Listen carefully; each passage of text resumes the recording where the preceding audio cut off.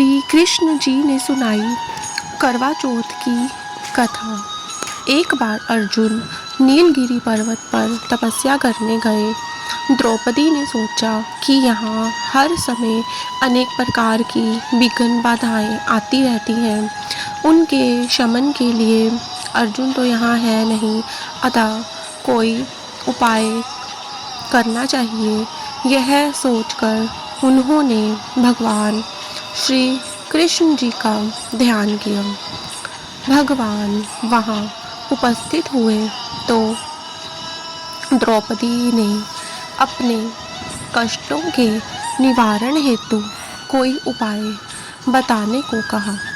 इस पर श्री कृष्ण बोले, एक बार माता पार्वती जी ने भी शिव जी से यही प्रश्न किया था, तो उन्होंने कहा था कि करवा चौथ का व्रत गृहस्थी में आने वाली छोटी मोटी विघ्न बाधाओं को दूर करने वाला है।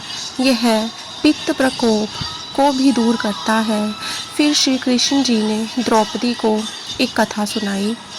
प्राचीन काल में एक धर्मपरायण ब्राह्मण के 7 पुत्र तथा एक पुत्री थी। बड़ी होने पर पुत्री का विवाह कर दिया गया।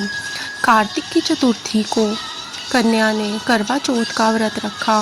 7 भाइयों की लाडली बहन को चंद्रोदय से पहले ही भूख सताने लगी। उसका फूल सा चेहरा मुरझा गया।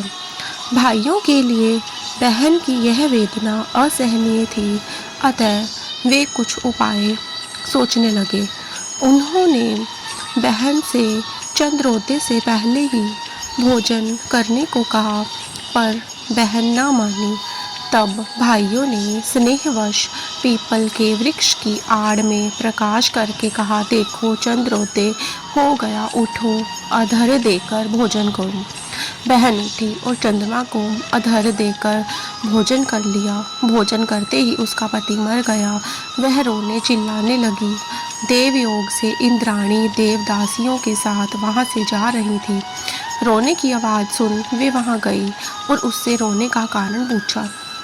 ब्राह्मण कन्या ने सब हाल कह सुनाया। इंद्राणी ने कहा, तुमने करवा चौथ के व्रत में चंद्रोदय से पूर्व ही अन्न जल ग्रहण कर लिया, इससे तुम्हारे पति की मृत्यु हुई है।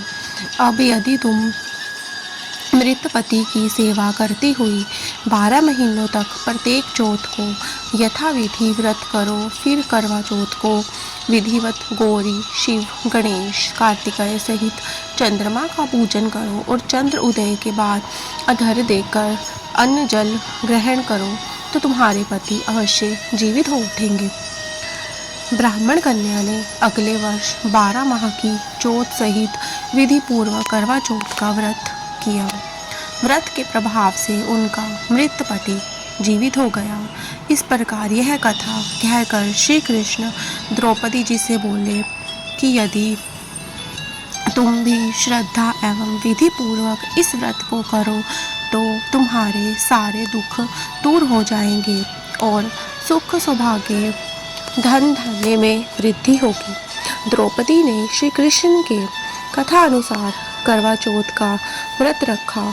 उस व्रत के प्रभाव से महाभारत के युद्ध में कौरवों की हार तथा पांडवों की जीत हुई। जय जय श्री राधे।